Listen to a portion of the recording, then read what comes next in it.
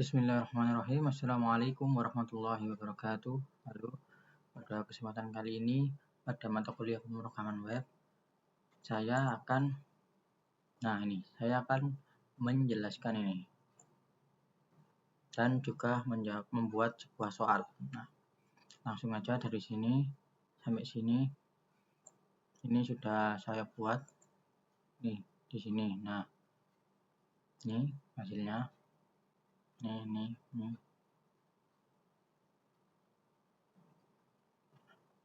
Oke, lanjut. Nah, sekarang itu dibuat 20 soal ini. Langsung aja kita salin. Nah, kita buat new chat biar nggak numpuk.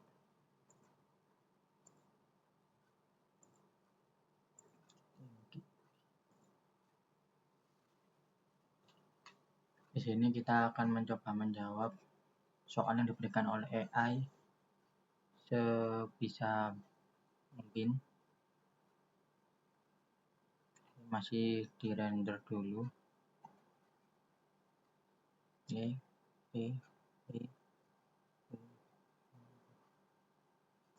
4, 5,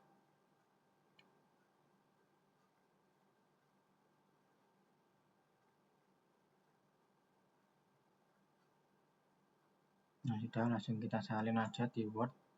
Saya sudah siapkan satu Word kosong di sini. Nah, langsung aja kita salin semua. Jeder. Nah, kita akan coba jawab tanpa menggunakan AI sebisa saya. Langsung aja. Menurut tafsir Ibnu Katsir, tujuan Allah menjadikan manusia bersuku-suku dan berbangsa-bangsa untuk dengan derajatmu. Dalam tafsir ayat ini, ukuran kemuliaan manusia di sisi Allah ditentukan oleh takwaan. Penegasan Allah Maha Mengetahui lagi Maha Mengenal dalam ayat ini menunjukkan bahwa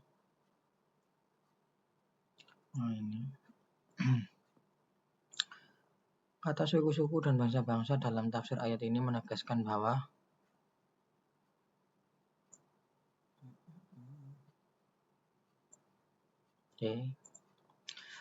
mana pernyataan yang paling sesuai dengan penafsiran Ibnu Katsir? Yang paling mulia adalah yang paling terkenal, yang paling bermakna ini.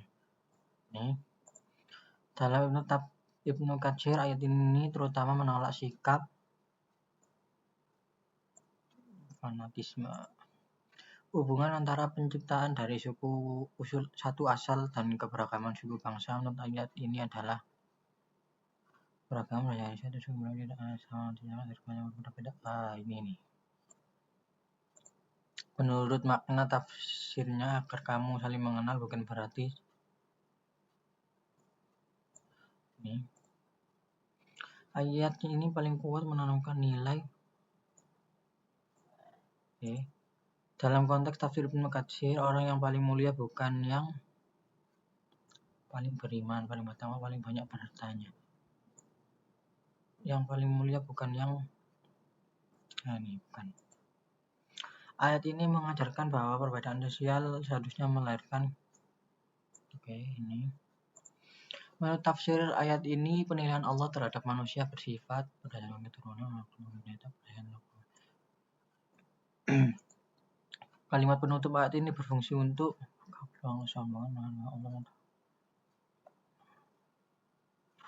bebas menilai siapa yang ini. Inti pesan ayat ini dalam tafsir Ibnu Katsir adalah ukuran kemuliaan. Ini.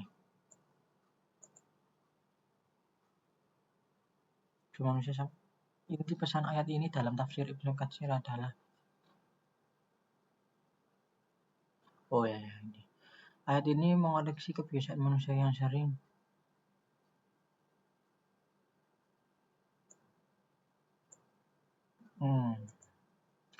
dalam tafsir Ibnu Katsir, keberagaman bangsa dan suku tidak menunjukkan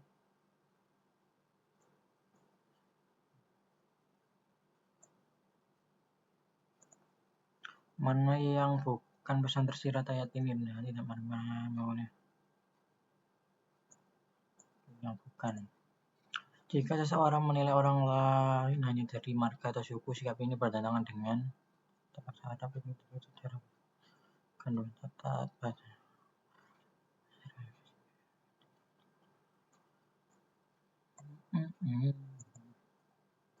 Menurut tafsir ini, kemuliaan sejati bersumber dari kata yang paling mewakili inti moral ayat ini adalah ta'aruf. Saling mengenal. Oke. Yang kedua sekarang, dalam tafsir Ibnu Katsir, proses baik-baiknya bentuk terutama menunjukkan pada menurut Ibnu Katsir, manusia diciptakan dalam bentuk terbaik karena lain. Makna ahsani taqwim dalam tafsir ini mencakup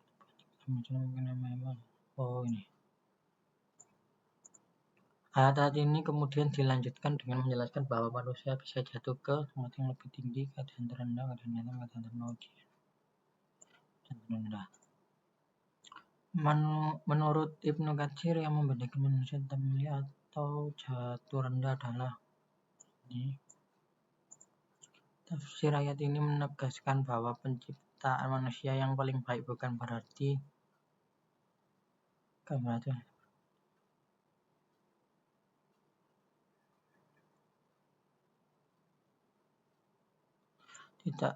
tidak bisa salah. Kehormatan besar bukan berarti manusia memiliki kehormatan. Bentuk terbaik dalam ayat ini paling tepat dipahami sebagai dalam tafsir Ibnu Katsir, kehinaan manusia bukan karena asal penciptaannya, melainkan karena kekufurannya. Makna kemudian kami kembalikan dia ke tempat yang sebenarnya, memberi isyarat tentang akibat kufran dan menyimpang dari fitrah. Siapakah yang dikecualikan dari keadaan terendah menurut tafsir ayat ini? Semua manusia, orang yang beriman dan beramal saleh. Ayat ini bila dibaca bersama penjelasan Ibnu Katsir menunjukkan bahwa semua makhluk sama persis, ibadah tidak berpengaruh. Semua makhluk sama persis. Penciptaan ini tidak menjamin keselamatan. Salah satu makna penting dari ayat ini adalah bahwa Allah memberi manusia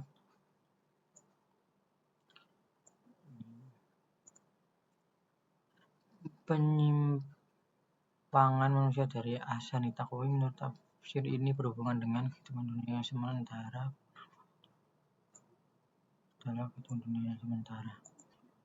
Ahsani taqwim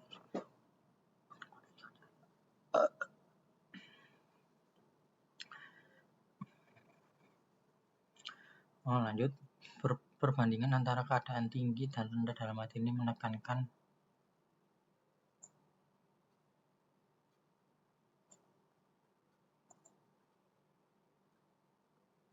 menurut Ibnu Katsir, ayat ini tidak sedang membahas sejarah wudhu. Jika seseorang bangga pada rupa tetapi lalai dari iman, maka menurut makna ayat ini ia keadaan kena.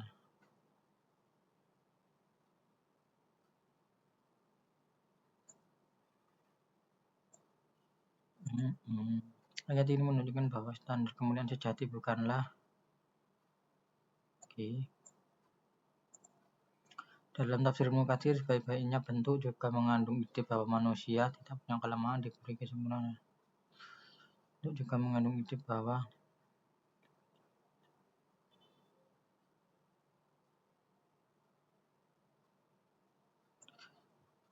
makhluk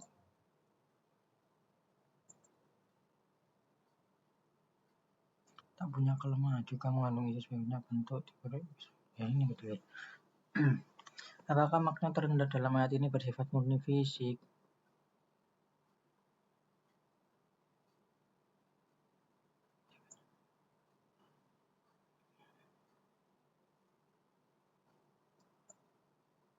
Inti pesan ayat ini adalah manusia mulia karena bentuk lalu bebas berbuat apa saja. Jangan sempurna.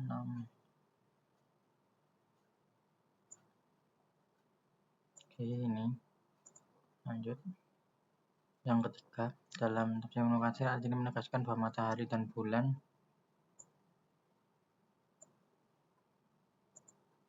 makna utama masing-masing beredar adalah menyalip keduanya tunduk kepada ketaatan Allah. Nah, tafsir Ibnu Katsir pada ayat ini menunjukkan bahwa keteraturan kosmos adalah bukti kekuasaan dan hikmah Allah. Frasa siang dan malam dalam penjelasan ayat ini mengisyaratkan langsung saling siang dan malam. Oke. Dalam penafsiran ayat ini, kata berenang atau beredar paling dapat dipahami sebagai tengah melihat bergerak teratur di orbitnya benar. Oke, ini. Ayat ini menolak anggapan bahwa benda langit gerak yang tertib tidak tunduk pada bulan.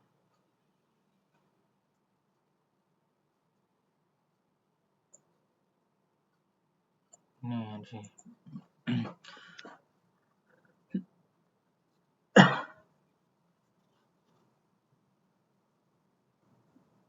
Menurut Ibnu Katsir, keberlangsungan gerak matahari dan bulan menunjukkan Allah memelihara. Ayat ini paling dekat dengan konsep ini. Dalam tafsir ayat ini, manusia diarahkan untuk melihat ini pernyataan yang paling sesuai dengan tafsir Ibnu Katsir adalah bulan saling mendahului secara berbeda, masing-masing punya jalur yang tidak dilanggar. Ayat yang mengisyaratkan bahwa alam semesta kata semuanya dan menguatkan bahwa menurut Ibnu Katsir bukti kekuasaan Allah pada ayat ini tampak pada gerak tertib matahari dan bulan.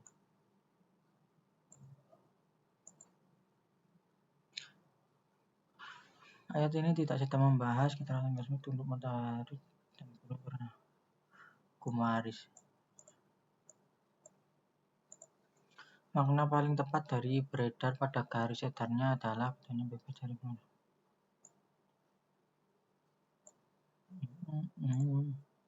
Salah. Dalam kerangka tafsir Ibnu Katsir, pengaturan orbit benda langit menunjukkan Allah menguasai jagat raya. Nah, ini. Ayat ini memperkuat keyakinan bahwa ciptaan Allah Maha mengatur. Hubungan antara ayat ini dan tauhid adalah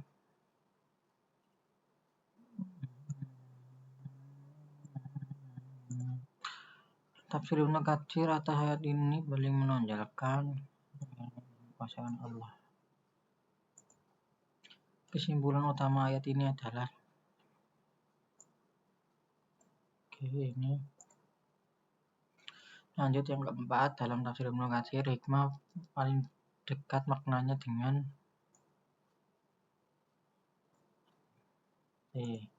barang siapa diberi hikmah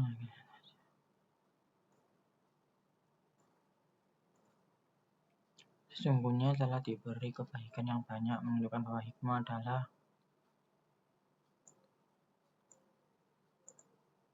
menurut Ibnu Katsir, orang yang paling mudah mengambil pelajaran dari hikmah adalah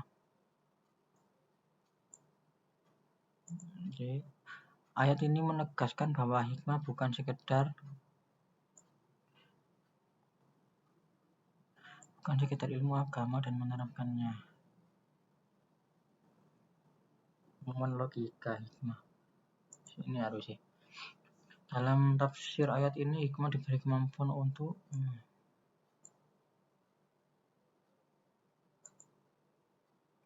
frasa yang diberi kebaikan yang banyak menunjukkan bahwa hikmah maka yang paling tepat menurut tafsir Ibnu Katsir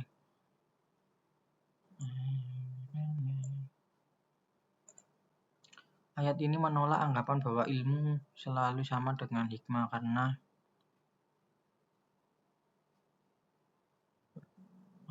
ilmu selalu sama dengan hikmah karena ini hikmah dalam ayat ini berhubungan erat dengan menurut Ibnu Katsir, orang berakal akan jika seseorang memiliki banyak pengetahuan tetapi tidak mampu menempatkan sesuatu secara benar, maka ia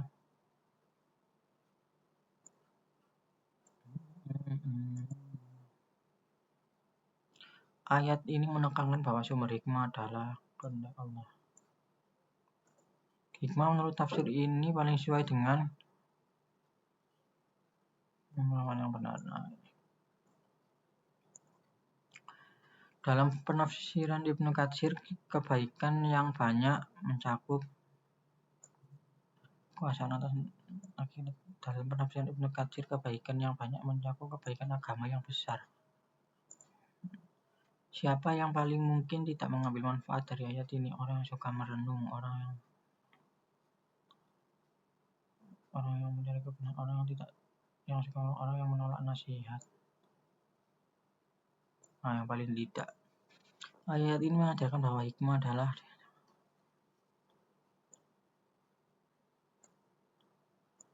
sangat berharga. Dalam tafsir ini, hikmah bukan hanya tahu mana benar, tetapi juga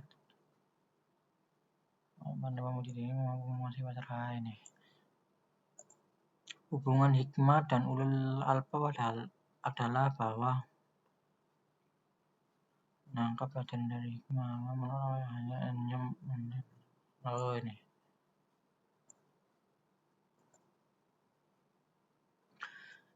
Dan kesimpulan ayat ini adalah yang terakhir nih, 20 hikmah. Nah, pengetahuan dunia, hikmah, kebaikan besar dari Allah. Oke, sekarang soal kelima. Dalam tafsir Ibnu Katsir, kalimat yang baik paling kuat diarahkan kepada kata puji nama tauhid, terutama la ilaha illallah. Perumpamaan pohon yang baik menunjukkan bahwa keimanan rapuh, keimanan memiliki akar yang kuat. Menurut Ibnu Katsir, akar pohon yang kuat melambangkan keteguhan hati. Cabang pohon yang menjulang ke langit dalam tafsir ini menggambarkan menghasilkan buah setiap saat. Dalam penafsiran ini mengisyaratkan ini. Menurut Ibnu Katsir, pohon yang dimaksud dalam hadis penjelasannya sering dikaitkan dengan pohon apa nih? Pohon tin. Itu sih pohon kurma. Ini pohon kurma. Inti perumpamaan ini adalah bahwa kalimat tauhid amal. Manakah yang paling sesuai dengan tafsir Ibnu Katsir? Oke, ini. Dengan izin Tuhannya, pada ayat ini menegaskan bahwa kehendak Allah. Ayat ini paling kuat mengajarkan hubungan antara lisan, hati, dan amal. Dalam tafsir Ibnu Katsir, perumpamaan ini menunjukkan bahwa iman yang benar dan memberikan hasil. Apakah kalimat yang baik sekedar ucapan sopan? Tidak, lebih ke tauhid dan iman yang benar. Oke. Kalimat yang baik sekedar ucapan sopan. Cabang yang tinggi dalam ayat ini dapat dipahami sebagai ini. Perumpamaan pohon dipakai untuk menekankan bahwa menurut tafsir ini yang membuat pohon itu subur bukan sekedar tanah yang luas, bukan sekedar pohon.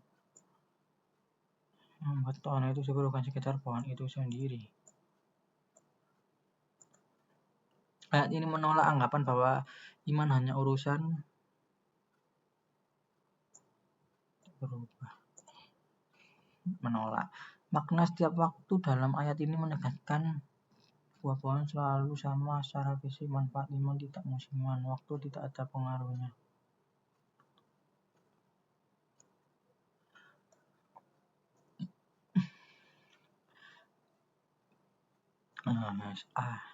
Menurut Ibnu Katsir, perumpamaan ini sangat cocok untuk menggambarkan iman yang kuat dan iman yang wakana.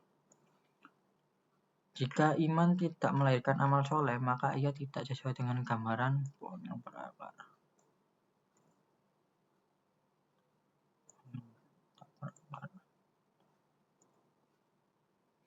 Kesimpulan utama ayat ini, kalimat tauhid seperti pohon yang kuat dan memberi manfaat terus-menerus. Oke, lanjut soal yang ke-6. Dalam tafsir Ibnu Katsir, ayat ini dimulai dengan mengingat nikmat Allah yang banyak nampak yang tersembunyi. Frasa apa yang ada di langit dan bumi menunjukkan ayat ini menegaskan bahwa karunia Allah kepada manusia tidak ada batasnya. Mengingatkan ayat ini dengan tafsir Ibnu Katsir, manusia diperintahkan untuk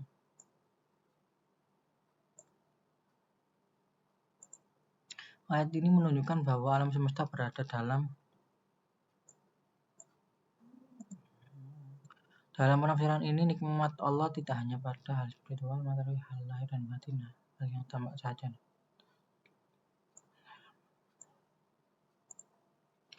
Ayat ini berkaitan dengan dorongan agar manusia bersyukur. Pernyataan yang paling sesuai dengan tafsir Ibnu Katsir ialah segala sesuatu yang ada di langit dan bumi bukan milik Allah. Nah, ini. Jika seseorang menyadari bahwa seluruh isi langit dan bumi milik Allah, maka seharusnya ia ini yang A. Nah, menurut makna ayat ini, hubungan manusia dengan nikmat Allah adalah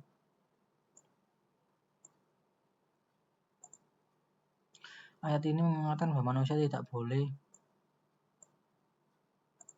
Dalam konteks tafsir Ibnu Katsir, ayat ini menjadi dasar untuk memperluas kesadaran tentang diri. Apa makna yang di bumi mencakup harta dan makhluk di bumi? Itu hanya hewan, harta dan makhluk di bumi. Makna apa yang di langit menunjukkan ayat ini berfungsi sebagai pengantar untuk menegaskan menurut tafsir Ibnu Katsir, sifat Allah yang tampak dari ayat ini adalah pesan moral ayat ini paling dekat dengan kekuasaan Allah. Ayat ini tidak sedang membahas jual beli. Dari sudut tafsir Ibnu Katsir, kesadaran akan semua yang di langit dan bumi milik Allah seharusnya melahirkan tundukan. Oke. Kesimpulan utama ayat ini adalah ini. Nah, sudah selesai. Mungkin cukup sekian. Kalau ada salahnya, mohon dimaafkan. Alhamdulillah. Wassalamualaikum warahmatullahi wabarakatuh. Bye-bye.